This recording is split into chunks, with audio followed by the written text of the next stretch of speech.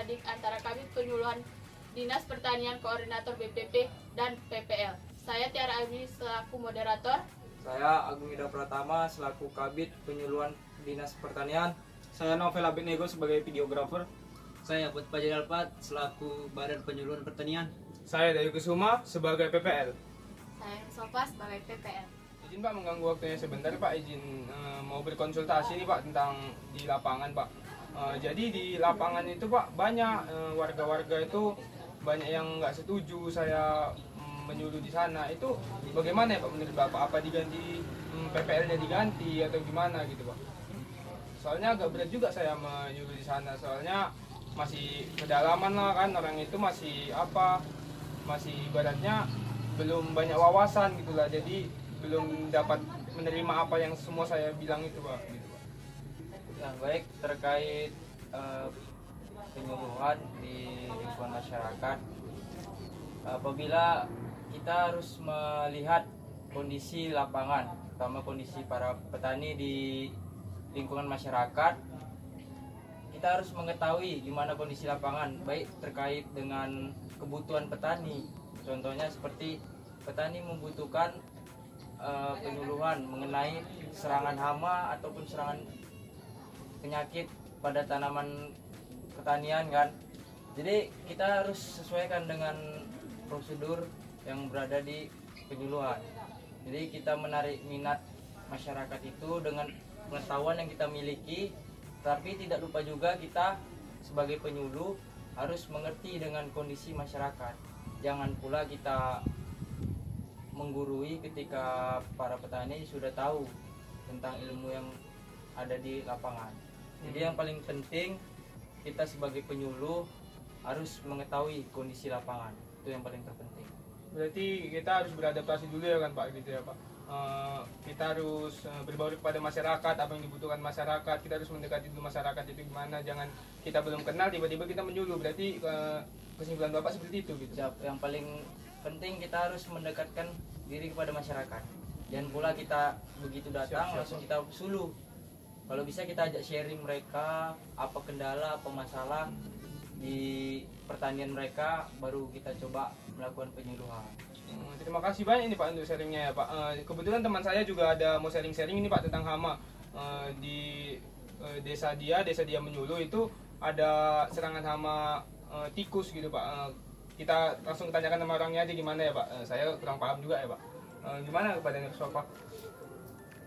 Baik Pak, jadi begini Pak, di daerah saya itu sekarang jagung mengalami penurunan Pak, karena adanya serangan hama tikus, jadi penyakit untuk pertanian.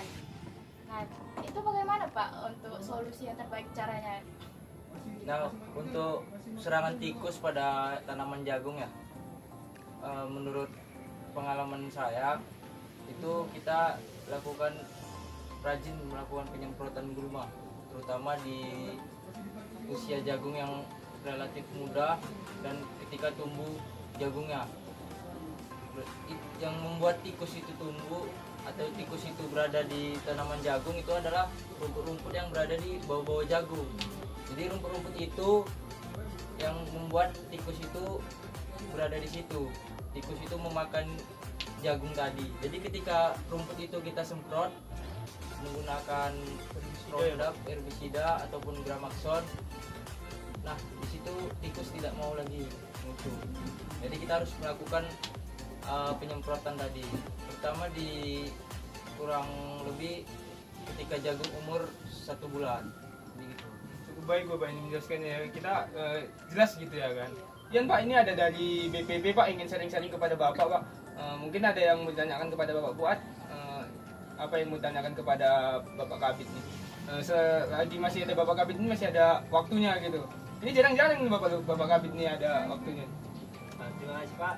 Jadi Pak, berdasarkan informasi yang telah saya dapatkan dari para PPL, banyak para petani yang belum menerima sistem jajar legowo. Jadi bagaimana Pak solusinya agar para petani menerima sistem jajar legowo Pak?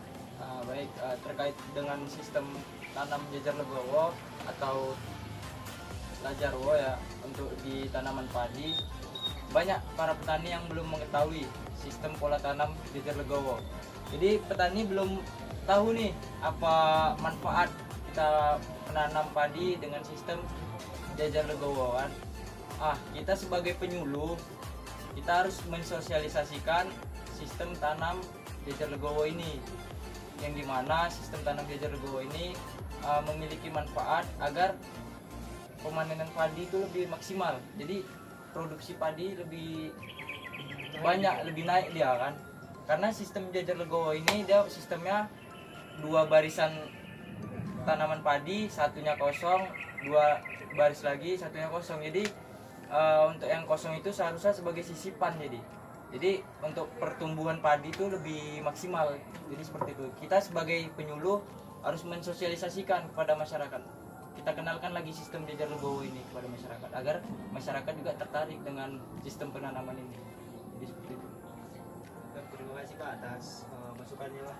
Mungkin untuk sejauh ini aja lagi dulu kita tanyakan ya kan. Kemungkinan ada lain waktu Bapak Kabit ada waktu lagi kita tanya kembali lagi ya. Sekian video yang dapat kami tampilkan. Lebih dan kurang kami mohon maaf. Terima kasih. Wassalamualaikum warahmatullahi wabarakatuh.